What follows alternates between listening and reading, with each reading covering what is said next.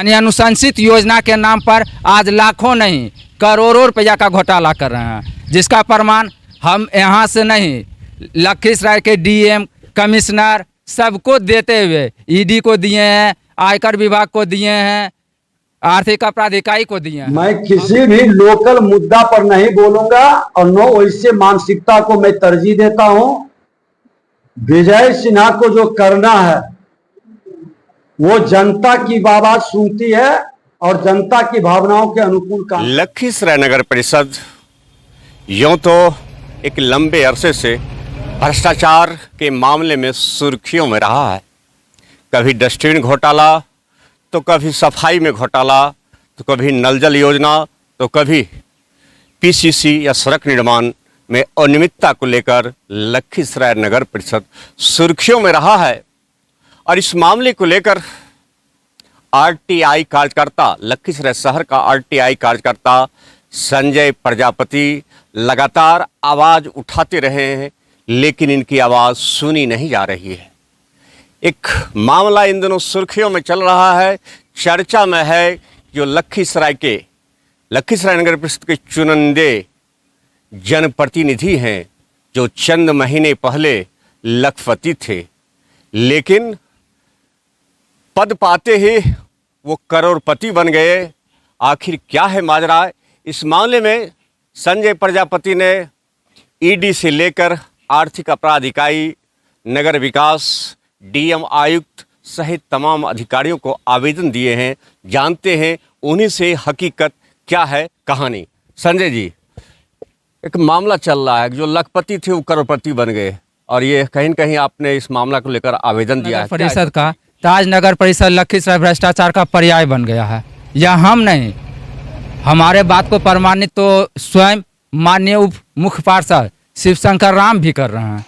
उनका भी कहना है कि नगर परिषद में आज व्याप्त अनियमितता भ्रष्टाचार चरम पर है। रहा बात एक जनप्रतिनिधि जो लखपति से करोड़पति बने हैं, ये कैसे खेल हुआ हम आपको समझाते हैं। जैसे वो जो लखपति से करोड़पति बने हैं, उनका क्या नाम है, क्या पद है, वो बताइए, और आपके पास इसका क्या प्रमाण है? जैसे हमारे मुख्य पार्षद माननीय अरविंद पासवान जी 2022 के शपथ पत्र में देते हैं कि उनका वार्षिक आय महज 2 लाख है, यानी साल भर में उनका कमाई 2 लाख है। लेकिन हकीकत है कि आज यहाँ देख लीजिए पेपर में कि जब जब निविदा का प्रकाशन हुआ है, चंद दिन पहले, चंद दिन बाद या उसी दिन फुलबारी शरीफ में 50 लाख से फ्लैट और आवासीय भूमि क्रय किए हैं। परसा बेला पटना में भी आवासीय भूमि क्रय किए हैं। लखीसराय में 75 लाख से निर्माण सहित भूमि क्रय किए हैं।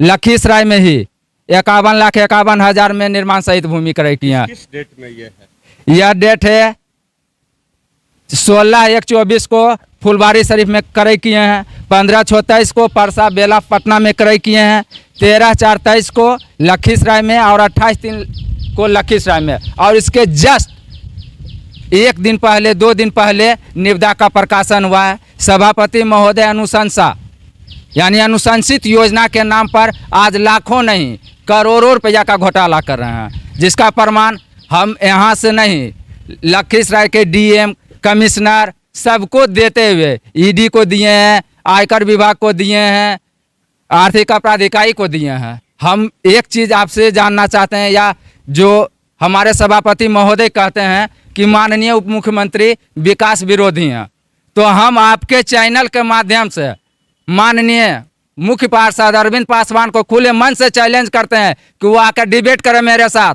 कि वो विकास कर रहे हैं या विनाश कर रहे हैं। अगर विकास कर रहे हैं तो उनके पास करोड़ों का प्रॉपर्टी कहाँ से आया है? ये जो आप आरोप लगा रहे हैं उनके नाम से, क्या प्रूफ है आपके पास? इनका डिटेल है, डिटेल है मेरे पास। वो भी आप दिखलाइए। दिखा देते हैं सर, 1 मिनट सर, दिखाइए। हाँ, ये देखिए 16 जून 2024 को माननीय मुख्य पार्षद अरविंद पासवान और उनका मैडम बबीता के देवी के नाम से पटना में जमीन क्रय किया गया फुलबारी शरीफ में। यह है 16 जनवरी 2024, 15 जून 23 को परसा बेला में, 13 अप्रैल 23 को लखीसराय में, पुनः 28/3 को लखीसराय में। इससे ज़्यादा प्रमाण और क्या दिया जा सकता है? यह डिटेल है। ये डिटेल है। आपने आर्थिक अपराध इकाई में ईडी में कब मामला दिया था? अब तक क्यों कार्रवाई, क्या कार्रवाई?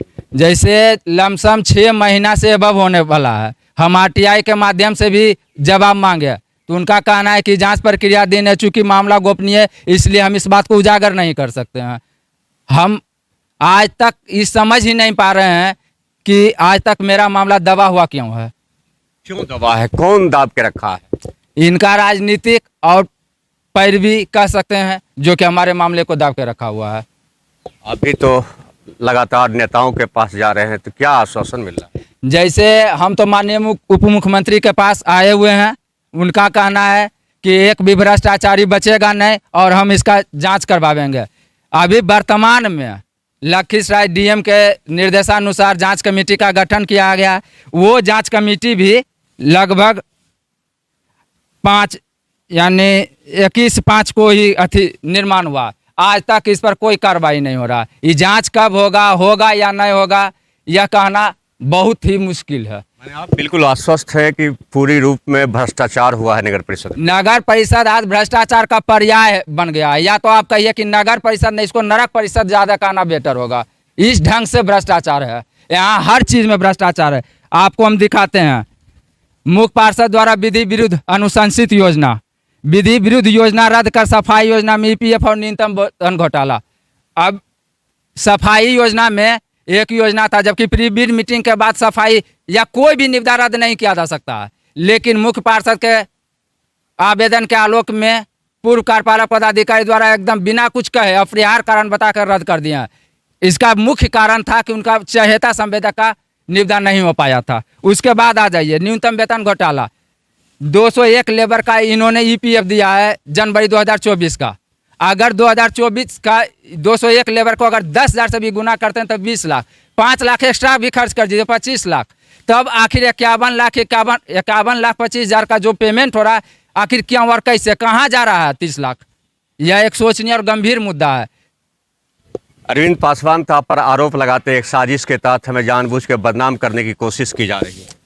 जैसे चूंकि हम तो आपके चैनल के माध्यम से यह बताएं कि आकर डिबेट करें, वो बतावे जनता को कि हम उनको कैसे साजिश के माध्यम से फंसा रहे हैं। उनके द्वारा तो उनके कहला पर कल नहीं सॉरी 1-2 दिन पहले भी हमको धमकी मिला है कि इतना बड़का कांड करके जब वो बच गया है तो आपको तो मारकर पचा जाएंगे, जिसका विरुद्ध में हम माननीय उप मुख्यमंत्री सहित एग्जीक्यूटिव साहब को, डीएम साहब को आवेदन भी दिए हैं। ये भी देखिए आवेदन यहाँ है।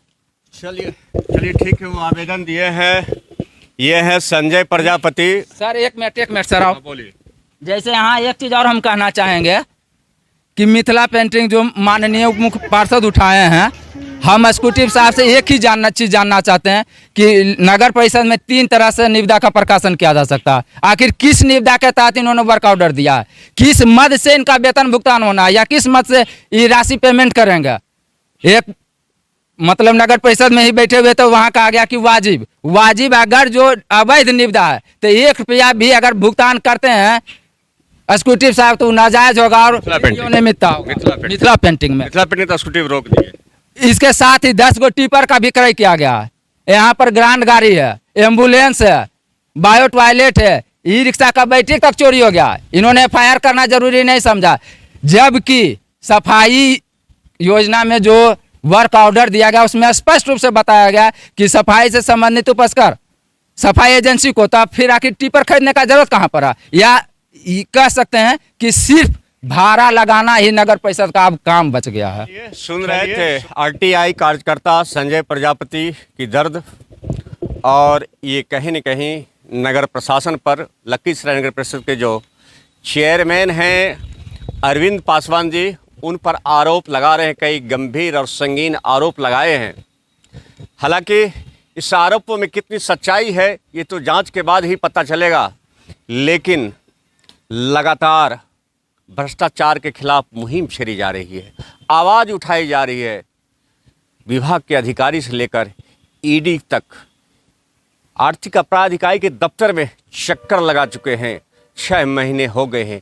आखिर इस पर कुंडली मार के कौन बैठा है, किसका संरक्षण प्राप्त है, आखिर जांच क्यों नहीं हो रही है, माजरा क्या है? अगर जांच होता तो दूध का दूध और पानी का पानी मामला अलग हो जाता। देखते रहिएगा दर्शन भारत न्यूज, आपको ग्राउंड जीरो से सही खबरें दिखलाते रहूँगा।